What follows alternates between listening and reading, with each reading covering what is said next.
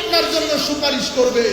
এরা সেই মুর্শিদ যাদের জিন্দেগির মধ্যে একটা নফল ছোটার কারণে সারা রাত কানে হাত দিয়ে এক পা তুলে আল্লাহর দরবারে যারা দাঁড়িয়ে থাকে, কেমনে বুঝলেন তারা আপনার নামাজ না পড়লে মাফ করে দিবেন? কে বলেছে আপনাদেরকে এই কথা? যারা বছরের পর বছর, মাসের পর মাস সোনার বিছানা ত্যাগ করে একাকিত্বে আল্লাহর শরণে গুম হয়ে যাওয়ার জন্য পাহাড়কে বেছে নেয়, তারা কেমনে আমার মতো বেগাইরত নামাজ পড়ে না তাদেরকে বরদাস্ত করবে? কখনো না। আপনারা ভুল তরিকত বুঝেছেন। কোন দরবার, হুজুর গৌসে মাইজভান্ডারি তো অনেক দূরের কথা, কোন দরবার, কোন হক্কানি আলেম এটা কখনো বরদাস্ত করবে? আপনি ভুল বুঝেছেন। আপনি ভুল বুঝেছেন।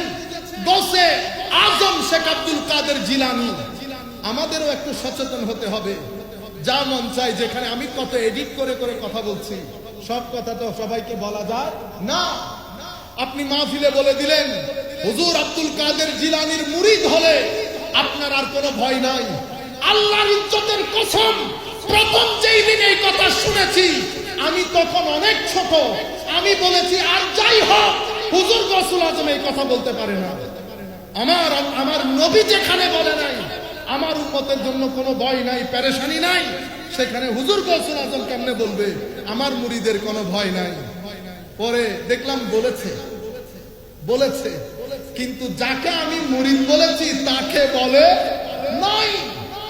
মুরিদি আমার মুরিদ, লা তাখাফ, ভয় নাই। মুরিদকে হুজুর এটার উপরে লিখেছে আল ইরাদা, আল মুরিদ ওয়াল মুরাদ। এটার উপরে হুজুর পৃষ্ঠার পর পৃষ্ঠা লিখেছে মুরিদ কাকে বলে।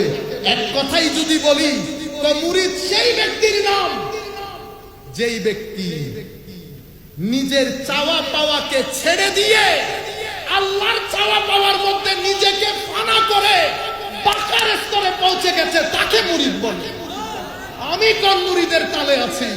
সুতরাং বক্তা, আমি নিজেকে বলছি সাবধান হও জবান ইউজ করতে, কারণ আপনার এই বক্তব্যটা রং জায়গায় নিয়ে মানুষকে বোঝানো হয়েছে, হে মানুষ দেখো এদের বক্তব্য, এদের মুরিদের বলে কোনো ভয় নাই। কেন বলছি? আমাকে এই কথা ইন্ডিয়ান এক ছেলে দেওবন্দের, অনেকক্ষণ কথা হয়েছে, শেষ উনি আমাকে বলছেন, দেওবন্দের অনেক বড় আলেম, আমরা তো ছোটখাটো লোক, আমাকে বলতেছে হুজুর তাইলে একটা কথা বলেন, মুরিদি লা তাখাফ আল্লাহ, এটার ব্যাপারে আপনার অভিমত। তা আমি বললাম অভিমত দেব পরে, আপনি আগে বলেন এই কথা আপনি কোথায় পড়েছেন? আমি শুনেছি।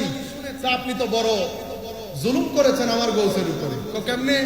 আল্লাহ উনি যেই কিতাবে পড়েছেন অন্তত ওই কিতাবটা পড়ে আসতেন, ওই কিতাবটা পড়ে আসতেন। তারে কি আর বলতে পারছি আপনি সুন্নি হলে না বলতাম সুন্নিদের পড়তে হয় না, সুন্নিদের পড়তে হয়, একদম পড়িয়েন না, কোনো দরকার নাই।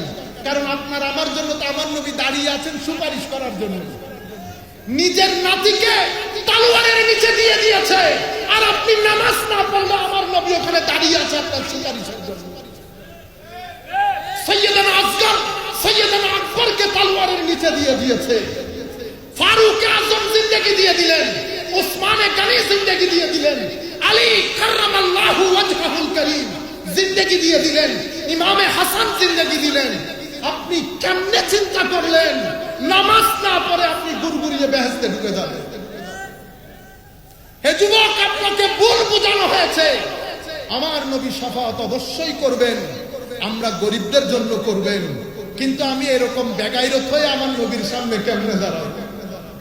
এরকম বেগাইরত হয়ে আমার নবীর সামনে কবরের মধ্যে মুখ কেমনে দেখাবো?